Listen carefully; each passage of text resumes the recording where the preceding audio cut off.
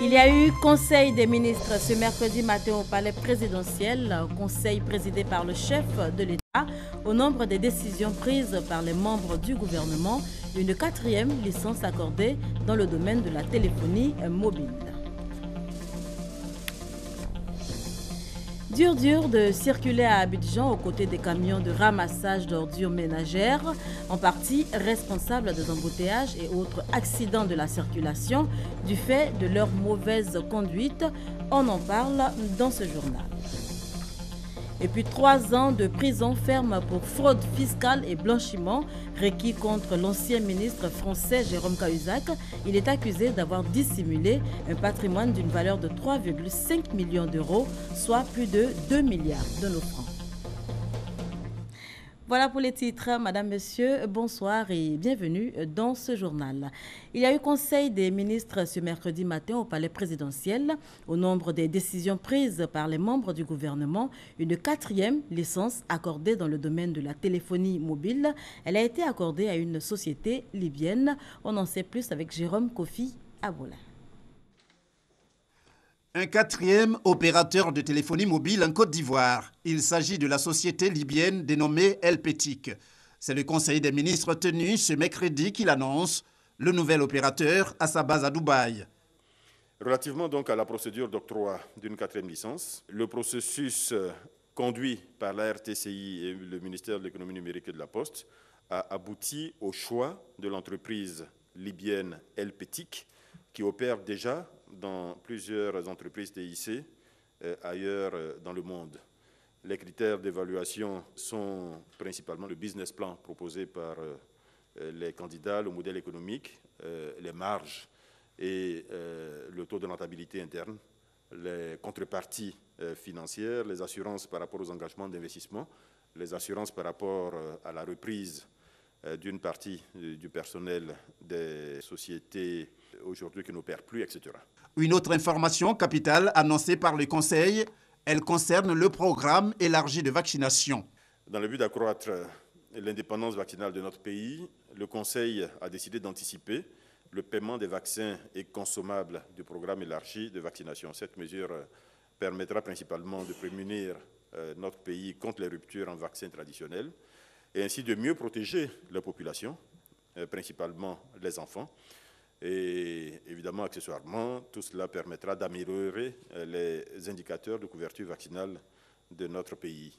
Toujours sur le plan de la santé, la mesure visant à la réglementation de la publicité au sujet des médicaments, également à l'ordre du jour du Conseil. Le Conseil qui a aussi entendu une communication sur le projet de dépollution complémentaire des sites touchés par les déchets toxiques du Probo Kuala à Abidjan. Le Conseil a donné son accord en vue de la poursuite et de l'achèvement donc du projet avec toutes les activités restantes. Il s'agit notamment des travaux de suivi de la chaîne trophique et du suivi sanitaire des populations du village de la Gibi. Ces travaux complémentaires de dépollution donc sont prévus pour prendre fin en décembre 2017. Avant de prendre congé, le Conseil a évoqué en divers les déplacements du président de la République à l'étranger à compter de ce jeudi. Il a notamment fait cas du voyage du chef de l'État au Canada et surtout de celui des États-Unis où le président Alassane Ouattara va assister à la 71e session ordinaire de l'Assemblée générale de l'ONU. Et on reste au palais présidentiel où, après la rencontre hebdomadaire des membres du gouvernement, le chef de l'État a reçu un émissaire du président gabonais. Il a été question au cours des échanges entre les deux hommes du maintien des relations entre la Côte d'Ivoire et le Gabon. Et le ministre gabonais de l'Intérieur, Pacome Moubé, s'est exprimé au sortir de la rencontre. Je vous propose de l'écouter. Je suis venu donc en Côte d'Ivoire, à la demande de son Excellence Ali Bongo Ondimba, président de la République, chef de l'État donc de la République gabonaise, pour apporter donc au président de Côte d'Ivoire les liens de fraternité qui ont toujours uni les peuples gabonais et les peuples ivoiriens. Donc c'est porteur de ce message particulier qui nous rappelle l'histoire que nous avons en commun depuis la veille de nos indépendances, depuis nos indépendances jusqu'aujourd'hui. donc ce message d'union, d'unité entre les peuples gabonais et les peuples ivoiriens. Nous avons également, vous en doutez bien, évoqué donc la question des élections au Gabon. Et j'ai tenu, comme l'a demandé le président de la République, Ali Bongo Ondimba, à dire au président donc, de Côte d'Ivoire qu'il ne peut avoir aucun flou dans les relations entre le Gabon et la Côte d'Ivoire, encore moins entre le peuple gabonais et le peuple ivoirien. Il se trouve que certaines personnes, certains médias également, il faut le dire, poussent à la stigmatisation également ou peut-être à un malentendu qui pourrait exister dans les rapports entre le Gabon et la Côte d'Ivoire et pire encore, entre les Gabonais et les Ivoiriens, ce qui n'est pas possible du tout. On ouvre la page santé de ce journal avec cette cérémonie d'inauguration qui a eu lieu hier au CHU de Treichville. Le Premier ministre Daniel Kablan-Duncan et la ministre de la Santé Raymonde Goudou-Kofi ont inauguré hier donc le centre d'imagerie médicale, centre rééquipé. Le rééquipement de ce centre d'imagerie de Treichville fait partie de vastes projets de rééquipement de 12 structures sanitaires. Sidonie Davila. C'est un bond qualitatif qu'enregistre le CHU de Treichville en matière de prise en charge des malades. Le centre hospitalier a désormais son centre d'imagerie bien garni. Des échographes, un scanner de dernière génération, des tables d'examen pour ne citer que ces appareils, le centre d'imagerie se met au diapason des normes internationales dans le domaine sanitaire. Excellence, Monsieur le Premier ministre, des challenges restent encore à relever quant à la priorité que nous accordons au diagnostic. Porte d'entrée du dépistage précoce que nous co-signons à partir de notre concept « Ma santé, ma vie ». C'est la vision très précise dans l'exécution de notre plan de développement stratégique 2016-2020. Le deuxième aspect est bien sûr d'avoir, après tous ces investissements, les résultats que la population puisse apprécier. Inauguré ce mardi dans l'enceinte du centre hospitalier universitaire de Treichville par le Premier ministre, le projet est un pan d'un vaste programme de rééquipement de 12 structures sanitaires, évalué à plus de 8 milliards de francs CFA. Le gouvernement fait des efforts pour donner des appareils donc, de haut niveau. Il faut d'abord bien sûr les entretenir de manière à ce qu'ils durent, mais aussi travailler davantage sur la qualité de l'accueil, de manière que le malade qui arrive, qui sont déjà sous pression, se sent racinéré et donc puissent repartir contents. Et je sais qu'il y a beaucoup d'efforts, il y a des centres qui ont eu des prix d'excellence, mais il faut que ce soit généralisé. Financé sur le Fonds Réserve Pays Émergents RPE, conclu en 2014 entre l'État ivoirien et l'État français, le Premier ministre Daniel Kablan-Duncan ne peut s'empêcher d'exprimer sa reconnaissance à la France qui a facilité l'exécution de ce projet. Et on reste dans le domaine de la santé pour évoquer cette fois ce nouveau programme de renforcement des capacités des infirmiers et sages-femmes de Côte d'Ivoire. Le concept e-learning lancé par la ministre de la Santé, il sera intégré dans le programme de l'institution de formation des agents de la santé, INFAS, et c'est Honorine Anigori qui nous en parle. Environ 450 enfants de 0 à 5 ans et 600 femmes en couche meurent par an en Côte d'Ivoire, selon l'Organisation mondiale de la santé, l'OMS. Le lancement du programme e-learning ou formation à distance via le numérique vise le renforcement des capacités des infirmiers et sages-femmes. Il permettra de leur donner une formation initiale continue de qualité opérationnelle et efficace pour la réduction de la mortalité maternelle et infantile en Côte d'Ivoire. C'est un programme qui va booster la mission de l'Institut national de formation des agents de la santé, INFAS, qui forme plus de 80% des agents de la santé en Côte d'Ivoire. Dans ce système de e-learning, la première des choses que l'on attend, c'est une amélioration de la formation des agents de santé, tant dans la théorie que dans la pratique. Une opportunité pour la ministre de la Santé et de l'Hygiène publique d'exhorter les agents de santé à s'approprier la formation e-learning. Produire des agents de santé compétents, professionnels, c'est réalisable et j'en suis convaincu.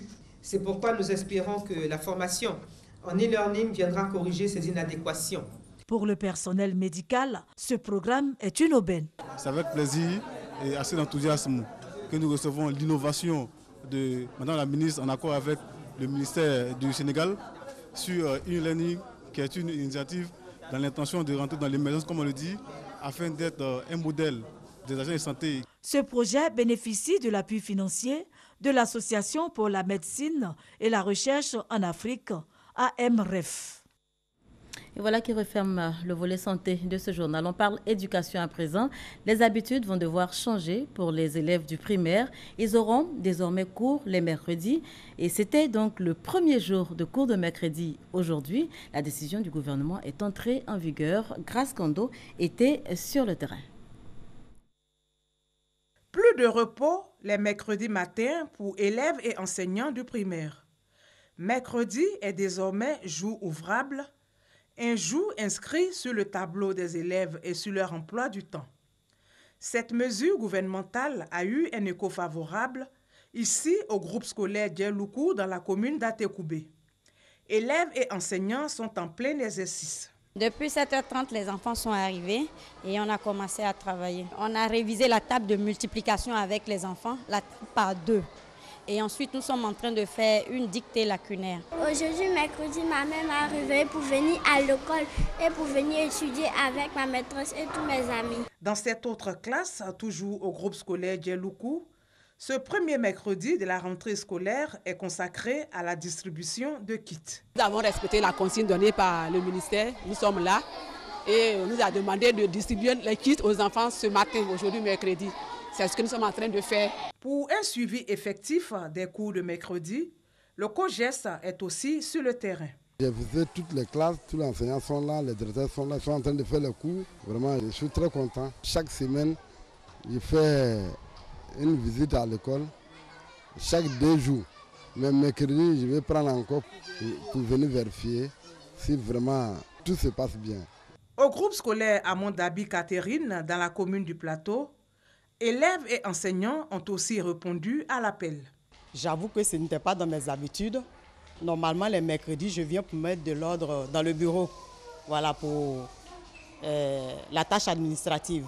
Mais aujourd'hui, je me retrouve en classe avec les enfants. Le mercredi, c'est nouveau. Mais avec le temps, nous allons finir par nous habituer. Parce que quand je regarde sur l'emploi du temps, le mercredi, c'est spécialement fait pour le renforcement. Pour le bien de nos enfants, je pense que les parents doivent accepter de libérer leurs enfants le mercredi. Avec ce nouveau programme scolaire, le volume horaire d'apprentissage passe de 832 heures à 990 heures par an. Les poissons de seconde zone, généralement les invendus et autres produits de pêche trop petits pour être vendus, vont être désormais transformés, valorisés. Pour ce faire, la Côte d'Ivoire est à l'école du Japon. Ce pays a des centaines d'années de pratique, c'est ce que nous disent David Oyo et Herman Nyamia. Ne rien perdre du poisson, tout récupérer. C'est ce que permet le surimi traditionnel du Japon. La matière première de ce plat, généralement le poisson de seconde catégorie, les invendus ou trop petits pour être commercialisés. Autour de Mme Shireshi de l'ONG japonaise WFF, Forum des femmes pour les poissons, sont réunies les femmes de Songombraté. L'hôte du village du district d'Abidjan est à la manœuvre, distillant son savoir-faire. Le surimi que nous proposons, c'est une pâte de poisson qui peut être modifiée dans différents types de plats. Aujourd'hui, nous sommes en train de préparer 8 plats différents, 8 mets différents. Donc nous proposons aux femmes ivoiriennes de pêcheurs de gagner un peu d'argent en vendant le surimi. La préparation du surimi traditionnel se fait avec des outils rudimentaires. Comment il faut transformer les poissons? Enlever les écailles d'abord, éviscérer le poisson et puis hacher les poissons, l'écraser en pâte.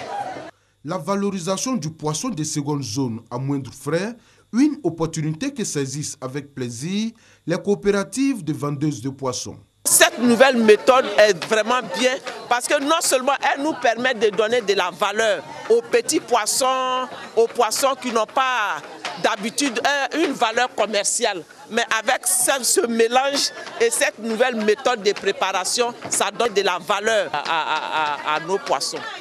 Autre avantage du surimi traditionnel, la diversification des produits destinés à la consommation, relevant ainsi le défi de la sécurité alimentaire.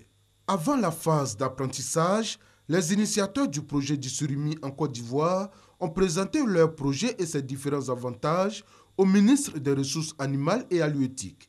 Le projet est bien accueilli. Au Japon, l'ONG nous a fait savoir que suite à un appel d'offres lancé par le gouvernement japonais pour désigner un pays bénéficiaire d'un projet de transformation des ressources halieutiques, la Côte d'Ivoire a été retenue. À terme, c'est de pouvoir permettre à toutes les femmes de Côte d'Ivoire qui vont acheter le poisson, de pouvoir les transformer, que ce soit au niveau des foyers, que ce soit au niveau des marchés, que ce soit au niveau de tous les sites de vente de poissons. Le surimi, un plus pour les femmes cantonnées jusque-là à la transformation artisanale, au fumage et au séchage de poissons dans des conditions souvent rudimentaires. Le ministère des Ressources animales et halieutiques ne s'y trompe pas en décidant d'accompagner l'ONG japonaise WFF dans sa politique de vulgarisation de son savoir-faire en Côte d'Ivoire. Et on aborde à présent ce sujet qui fâche, difficile de circuler à Abidjan, aux côtés des camions de ramassage d'ordures ménagères. Ils sont en partie responsables des embouteillages et autres accidents de la circulation du fait de leur mauvaise conduite, sans compter le mauvais état de ces véhicules. Et c'est le constat en tout cas de Issaïo et de Abou Sanogo.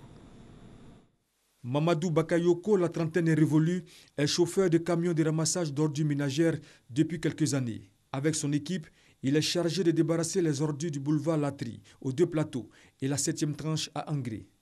Une tâche qu'il accomplit avec beaucoup d'engouement. J'aime beaucoup mon travail, j'ai mon salaire qui me suffit.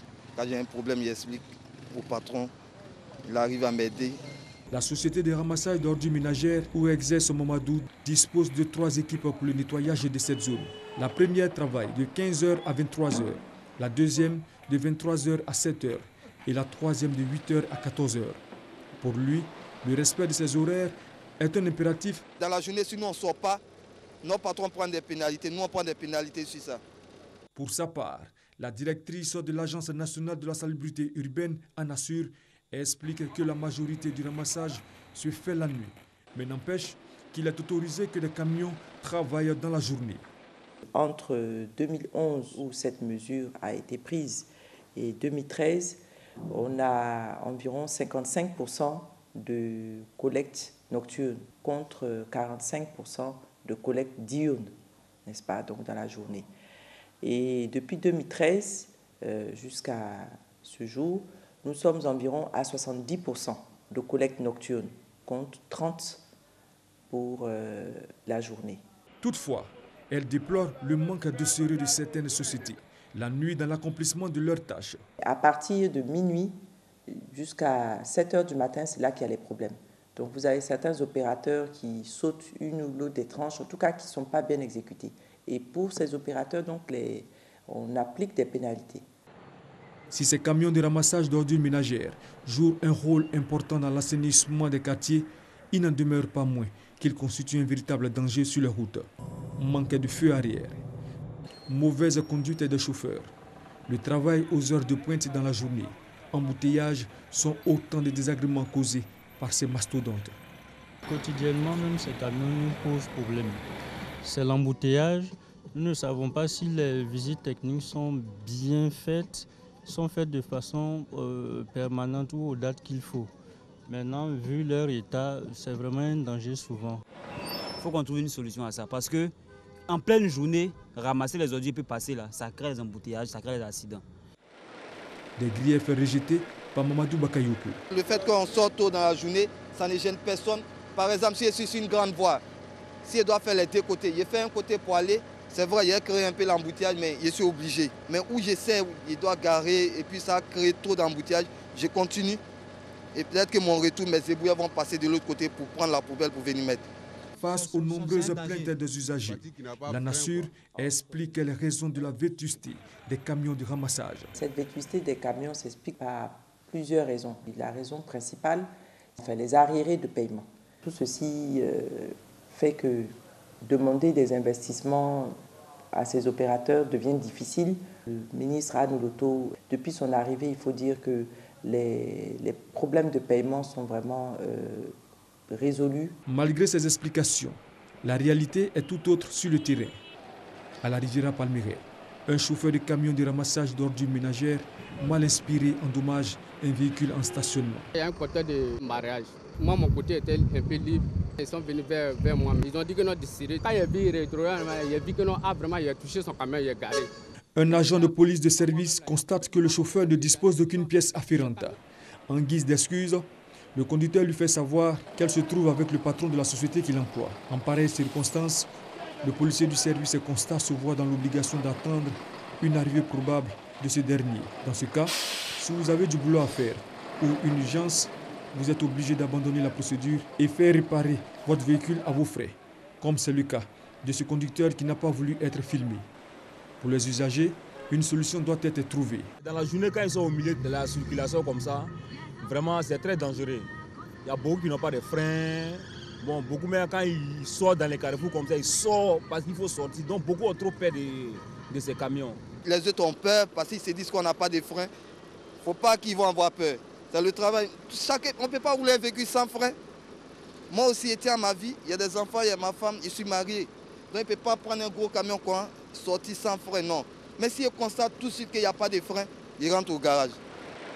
Malheureusement, le pire. La Côte d'Ivoire l'a connu le vendredi 10 juin dernier, avec la chute d'un camion de ramassage dans la lagune Brié au niveau du pont Général de Gaulle. Un accident causé par un excès de vitesse. Malgré cet état de fait, ces camions débarrassent le district autonome d'Abidjan de près de 100 000 tonnes d'ordures ménagères par mois. Voilà, Issa Yeo et Abou Sanogo signaient ce reportage. 15 sites d'orpaillage détruits à Soubré, nous sommes au sud-ouest de la Côte d'Ivoire. Le comité de concertation et de suivi des activités d'orpaillage à la périphérie du parc national de Taï a tout simplement décidé de mettre de l'ordre. L'action va donc s'étendre à toutes les régions concernées. Massokone Astotoré pour faire le point. Face à l'expansion de l'orpaillage illicite et clandestin dans presque toutes les régions de la Côte d'Ivoire, avec pour conséquences néfastes, aussi bien sur la population que sur l'environnement, des mesures ont été prises par les autorités ivoiriennes pour mettre fin à ce fléau. Ce, à travers la création de comités de concertation et de suivi des activités d'orpaillage. Ainsi donc, dans le cadre de ces activités, le comité de concertation et de suivi des activités d'orpaillage en périphérie du parc national de Taï a détruit 15 sites d'orpaillage illicites. L'annonce a été faite lors de la deuxième session ordinaire du dit comité, en présence du préfet de la région de la Nawa, par ailleurs président du comité Aliali Kouadio. Pour le directeur du sud-ouest de l'Office ivoirien des parcs et réserves, le lieutenant-colonel Diarasouba Abdoulaye, cette session vise à présenter aux membres du comité le bilan des activités de lutte contre l'orpaillage dans le parc national de Taï. Surtout les instruire sur l'évolution du programme national de rationalisation des activités d'orpaillage dans la Nawa. À l'issue de la rencontre, les membres du comité ont décidé de renouveler par arrêté préfectoral la durée du comité de concertation et de suivi des activités d'orpaillage à la périphérie du parc pour 3 ans. Direction Gagnoa, non loin donc de Soubré, nous sommes dans l'ouest de la Côte d'Ivoire où le RHDP vient d'installer ses coordinations. 275 membres repartis en 11 coordinations. Leur mission, sensibiliser les populations sur la nouvelle constitution et l'importance des scrutins à venir. Honorine Anigori. La mission dévolue aux 275 nouveaux membres de la coordination du Rassemblement des Oufouettis pour la démocratie et la paix, le RHDP, est de mieux les organiser autour du rassemblement pour le référendum ainsi que les échéances électorales à venir. Il s'agit également d'instruire les coordonnateurs installés sur l'ensemble du territoire national afin qu'ils soient outillés pour gérer les échéances électorales à venir. Vous avez pour mission d'organiser, de mobiliser nos militants dans la région en vue donc de nos victoires politiques référendum RHDP législatif. À partir d'aujourd'hui, vous êtes investis à aller sur le terrain et tous les jours à travailler sans relâche pour faire grandir le RHDP à Gagnoa. Pour Mamadou Touré, conseiller spécial du président de la République, le RHDP ne peut pas être seulement l'affaire du directoire. À environ 140 km de Gagnoa, à Daloa, dans le Haut-Sassandra, le secrétaire départemental adjoint de la ville apporte son soutien donc aux militants du RDR. Il a fait d'importants dons en nature et en espèces, c'est ce que nous dit Sita Assoro. 10 motos et un appareil de sonorisation pour le siège du Rassemblement des Républicains RDR de Daloa, c'est le don du secrétaire départemental adjoint de la dite localité, Amaral Fofana. C'est le premier responsable local du parti à la case verte, le secrétaire départemental Ouattara Bakari, qui a réceptionné ces dons estimés à 4 300 000 francs CFA. Selon le donateur Amaral Fofana, ce matériel va faciliter la mobilité des militants de son parti et celle de la grande famille du Rassemblement des oufétistes pour la démocratie et la paix RHDP. Ceci pour une intense campagne de proximité en faveur du oui à la nouvelle constitution lors du référendum prévu à cet effet. L'acte que nous posons, c'est pour préparer la campagne des référendums parce que nous sommes déjà engagés là-dedans. Et si nous avons fait en sorte que le président soit élu, bien sûr, il faut l'accompagner. C'est lui qui connaît, c'est lui qui sait, et toutes les décisions qu'il va prendre pour la Côte d'Ivoire sont bonnes et c'est à nous de les défendre. La remise des motos a été précédée de la restitution des travaux du séminaire sur le programme d'assistance financière aux militants du RDR organisé à la rue Lépic. Le secrétaire départemental Ouattara Bakari, quant à lui, a exhorté les militants à s'approprier ce projet qui montre selon lui que son parti pense à sa base, force de son existence. La Tabaski 2016, c'était le 12 septembre dernier, mais la fête continue pour les tout-petits. Vous les avez certainement rencontrés en ville, vêtus d'uniforme. Ils souhaitent Sambé ou encore la bonne année à tous ceux qu'ils rencontrent sur leur chemin. En tout cas, nos équipes de reportage les ont approchés. Nous sommes dans la commune d'Abobo, le soir de la fête de la Tabaski. Comme il est de coutume ce jour-là, les enfants se font beaux. Seuls ou avec l'aide de maman, on se part de ses plus beaux vêtements et accessoires pour une balade entre amis appelée communément Samé-Sambé. De façon générale, le Sambé-Sambé se fait par les enfants lors des fêtes religieuses et consiste à rendre visite à des membres de la famille ou à des amis. Comme aujourd'hui c'est la fête de Tabaski, je vais saluer ma grand-mère pour faire Samé-Samé pour avoir de l'argent. Je suis venu vers Samé-Samé. Je suis vraiment mon petit frère. Comme c'est la fête, on nous a envoyé d'aller visiter notre parent à Pécadus. Ces enfants sortent ainsi de la maison avec le consentement ou non des parents et envahissent les rues au risque de se faire renverser par les voitures ou de s'égarer. C'est pas normal de laisser les enfants sortir seuls pour aller se balader pendant la fête. Quelqu'un peut les kidnapper. Je dis aux parents de ne pas laisser les enfants dans la rue seuls à cause des accidents de voitures. Ils peuvent se perdre aussi. Un tour aux eaux d'Abidjan, dans la même commune, où des enfants, après leur visite, ont du mal à rentrer chez eux. On habite à la Riviera 2. On est venu visiter le zoo. Donc on va se retenir. On va arrêter un taxi, mais on n'arrive pas. C'est 500 sur moi, mais. Pour éviter de tels désagréments, certains parents préfèrent garder leurs enfants à la maison. Je n'ai pas laissé l'enfant d'aller se promener. Il y a beaucoup de voitures, puis ils sont encore petits, eux ne connaissent pas bien l'endroit. C'est pour cela qu'il dit qu'il ne faut pas aller jouer ailleurs, de jouer devant la cour. Une question reste quand même posée. Le phénomène de Sambé-Sambé fait-il partie de la religion? C'est une pratique qui n'est pas islamique. Ce n'est pas du tout responsable de laisser ses enfants sortir ce jour-là et de demander de l'argent à qui ils connaissent et à qui ils ne connaissent même pas. Et l'islam aussi est contre la mendicité. De nombreux cas de disparition et d'accidents sont enregistrés durant ces périodes de fête. Il incombe donc aux parents de rester vigilants pour éviter que ces moments de joie ne se transforment en moments de tristesse.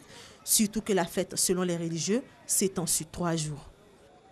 Voilà, avis donc aux parents, vous l'avez dit, Sita Assoro.